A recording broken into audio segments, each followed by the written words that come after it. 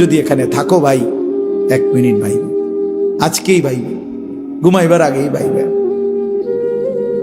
নবীজি জিজ্ঞেস করবে, উম্মত, আমি 23 বছর উম্মত, হাসরের ময়দানে নবী বলবে, আমলনামা দেখাইয়া বলবে, প্রত্যেককে সুপারিশের জন্য নবীজির কাছে চাইতে হলে আমলনামা জমা দিতে হবে। ওমা, সুপারিশের কোনো কাগজপত্র নাই, কথা কোনা, কোনো নিয়ম কানুন নাই নাকি? হ্যাঁ, কোনো ফাইল জমা দিতে হবে না তো নবীজি তো দেখবে।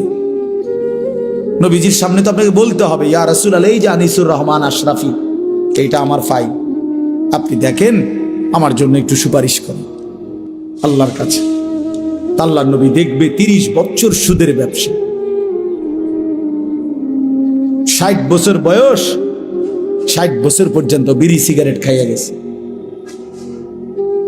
30 বছর, 60 বছর বয়স, কোনদিন গালি ছাড়া কথা বলে নাই।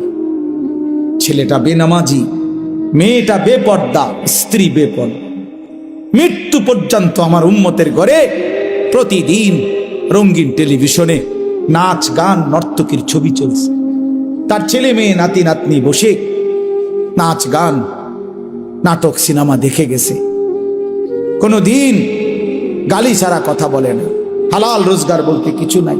ফজরের নামাজ 1000 পৃষ্ঠা উল্টাইও, ফজরের নামাজ বলতে কিছু নাই। আল্লাহর কসম।